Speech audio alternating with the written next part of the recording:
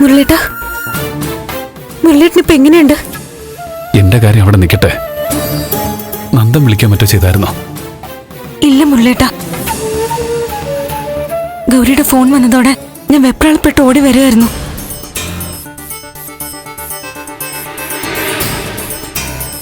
എന്തൊക്കെയാ നടക്കുന്നേ? നന്ദുവിനെ വിളിച്ചിട്ട് ഫോൺ സ്വിച്ച് ഓഫാ.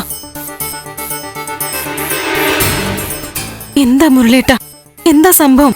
അത് ഞാനും നന്ദനും കൂടി യൂണിയൻ നേതാക്കളെ കാണാൻ പോവായിരുന്നു. പെട്ടെന്ന്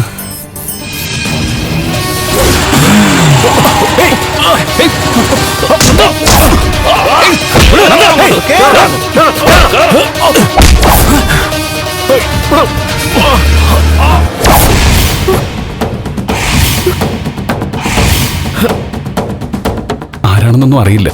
പെട്ടെന്നുള്ള ആക്രമണമായിരുന്നു. ഈശ്വര, നന്ദു,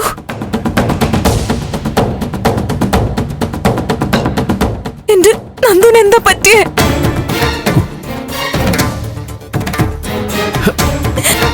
അയ്യോ, ആരോടാ ഒന്ന് ചോദിക്കുക? ഈശ്വര, എനിക്ക് പേടിയാവുന്നു. ദേവിക,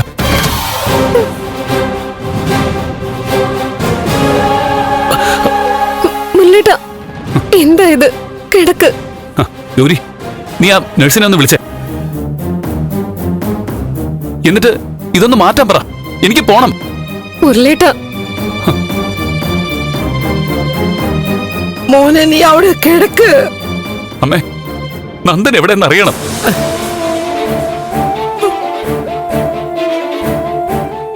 നന്ദനെ കൊണ്ടുപോയവര് ചിലപ്പോ വിട്ടയച്ചു കാണും. അല്ലെങ്കിൽ നന്ദൻ എവിടെയെങ്കിലും മാറി നിൽക്കുമായിരിക്കും. മുരളേട്ടൻ എന്തായാലും ഇവിടുന്ന് പുറത്തൊന്നും പോകണ്ട. ഞാൻ അന്വേഷിക്കാം.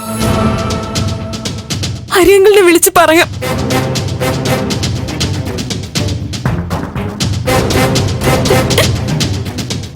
ദേവിക ഇപ്പൊ ഇറങ്ങണ്ട. ഞാൻ ജീവിച്ചിരിക്കുന്നുണ്ടെങ്കിൽ വൈകാതെ എന്നെ നന്ദനെ തിരിച്ചു കൊണ്ടുവരും. ദേവിക സമാധാനായിട്ടിരിക്ക. അതെ, സമാധാനമായിട്ട് അന്വേഷിക്കാം. ദേവികയെ ഗിരീഷേട്ടനോട് വിളിച്ചെന്ന് കാര്യം പറയാറുന്നില്ലേ? ഞാൻ വിളിച്ചോളാം. ആ, പിന്നെ പ്രഭാന്റെ ഒന്നും അറിയിക്കണ്ട. ഒന്നാമത് എല്ലാരും തകർന്നിരിക്കയല്ലേ. ഈശ്വര, ഞാനെന്താ ചെയ്യാ? മോളെ കരയില്ലേ? ദേവിക, ടെൻഷൻ ആവണ്ട. നന്ദൻ വരും. എന്റെ സുഹൃത്തുക്കൾ അന്വേഷിക്കുന്നുണ്ട്. സിദ്ധാർത്ഥൻ അങ്കിളിനെ നമ്മൾ പുറത്തു കൊണ്ടുവരും. നീ പേടിക്കാതിരിക്കെ.